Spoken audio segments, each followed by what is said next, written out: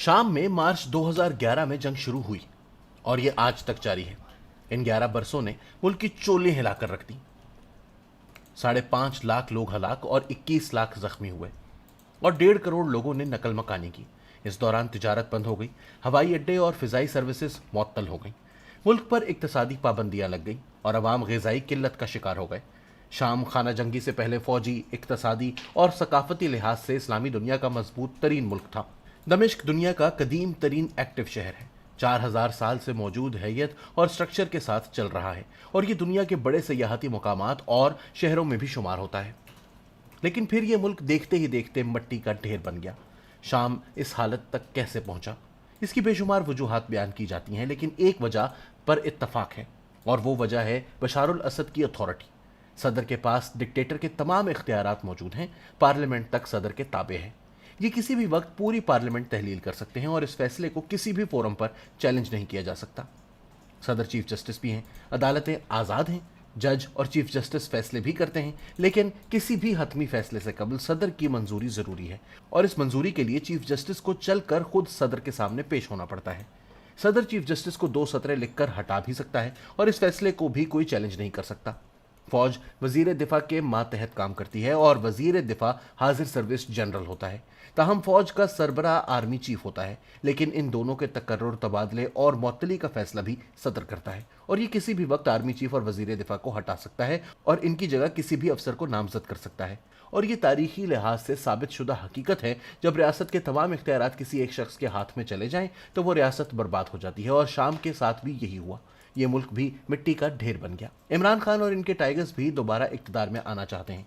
ये समझते हैं इक्तदार इनका पैदाइशी हक है और रियासत को यह हक ट्रे में रखकर इन्हें वापस कर देना चाहिए।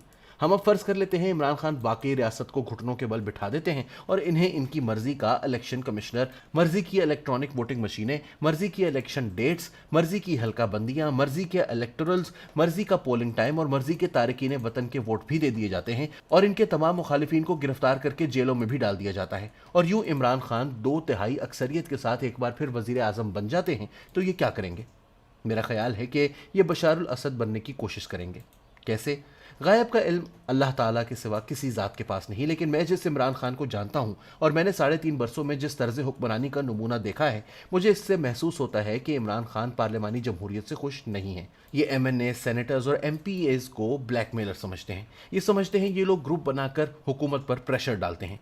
इमरान खान इनके साथ मुलाकात और हाथ मिलाने में खुशी भी महसूस नहीं करते थे, लिहाजा इमरान खान 2/3 अक्सरियत मिलते ही मुल्क को सदारती तर्ज हुकूमत में शिफ्ट कर देंगे। ये आइन तब्दील कर देंगे, सदर को इख्तियारात का माखज़ बना देंगे, इलेक्शन बराह रास्त कर देंगे और अमरीकी सदर की तरह जिसको चाहेंगे उसे वजारत की कुर्सी पर बिठा देंगे और जिसे जब चाहेंगे उसे फारिग कर देंगे। ये आइन में तब्दीली के बाद खुद वजीर आजम से सदर बन जाएंगे और फिर शहबाज गिल जैसे माहिरीन को अपनी काबीना में शामिल कर लेंगे। इमरान खान सुप्रीम कोर्ट से भी खुश नहीं है। ये बार बार कहते हैं अदालतें वक्त पर फैसले नहीं करती, जिसकी वजह से 24 अरब रुपए की मनी लॉन्ड्रिंग और लंदन में अरबों रुपए के फ्लैट्स के मालिक वजीर आजम और वजीर आला बन जाते हैं। ये चीफ जस्टिस और जजों की मुद्दत मुलाजमत से भी मुतमईन नहीं है। ये समझते हैं जजेस को हुकूमत के मातहत होना चाहिए और ये इस सिलसिले में अपनी निजी महफिलों में काजी फायजीसा रेफरेंस का हवाला भी देते हैं। ये साफ कहते हैं कि हमारी हुकूमत जस्टिस काजी फायजीसा के सदारती रेफरेंस को मंतकी नतीजे तक नहीं पहुंचा सकी, लिहाजा ये जजेस की तैनाती और तकर्रुरी का सिस्टम भी बदल देंगे और चीफ जस्टिस की तैनाती का इख्तियार भी अपने हाथ में ले लेंगे। यूं हुकूमत जब चाहेगी ये बशारुल असद की तरह किसी भी जज को रेफरेंस के बगैर फारिग कर देगी। इमरान खान आर्मी चीफ की मुद्दत मुलाजमत से भी मुतमईन नहीं है। ये आम कहते रहते हैं कि हुकूमत अगर IG को हटा सकती है तो ये आर्मी चीफ को क्यों नहीं हटा सकती। लिहाजा इमरान खान अगली बार अपना ये इख्तियार इस्तेमाल करेंगे। ये वजारत दिफा का कलमदान अपने पास रखेंगे, सेक्रेटरी दिफा भी इनका कोई करीबी साथी होगा, वो बनी गाला में रिहाइश पजीर होगा और ये IG की तरह हर साल 6 माह बाद आर्मी चीफ भी बदल देंगे। DG ISI के सिलसिले में भी यही होगा। ये जब चाहेंगे और जिसको चाहेंगे ये जिम्मेदारी दे देंगे और जब चाहेंगे वापस भी ले लेंगे। इमरान खान बिजनेसमैनों, चैम्बर ऑफ कॉमर्स और ताजिर तंजीमों से भी खुश नहीं हैं। ये समझते हैं ये लोग हुकूमत को ब्लैकमेल करके टैक्स में छूट लेते हैं, लिहाजा ये इन्हें भी टाइट करेंगे। टैक्स देना पूरे मुल्क की जिम्मेदारी है, चुनाचे हुकूमत जब चाहेगी और जितना चाहेगी टैक्स वसूल करेगी और जो शख्स हुकूमत के इस इरादे में मुज़ाहिम होगा, सरकार इससे आहनी हाथों से निपटेगी।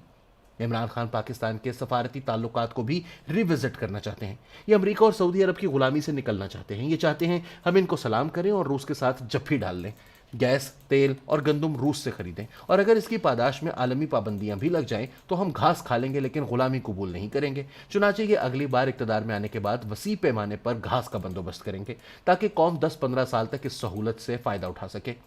ये चीन से भी मुतमईन नहीं है। ये समझते हैं हमने मुश्किल वक्त में चीन से मदद मांगी लेकिन इसने हमें $1-2 बिलियन देकर टरखा दिया। हमें अब इससे भी दूर हो जाना चाहिए, लिहाजा ये दूसरी बार इक़्तिदार में आकर सीपैक को भी पैक कर देंगे। ये मीडिया से भी मुतमईन नहीं है। ये समझते हैं मीडिया इनके खिलाफ हर साजिश में शरीक हो जाता है। चुनाचे इमरान खान की अगली हुकूमत में मीडिया के पास सिर्फ 2 ऑप्शन होंगे। ये मेन स्ट्रीम से सोशल मीडिया पर शिफ्ट हो जाए ताकि वहाँ मुखालिफ एंकर्स और चैनल्स की चित्रौल की जा सके, और दूसरा ये कि पीटीवी बल्कि पीटीआई बन जाए। अगर चैनल्स ये नहीं करते तो फिर ये भी अपना दस्तरख्वान लपेट लें।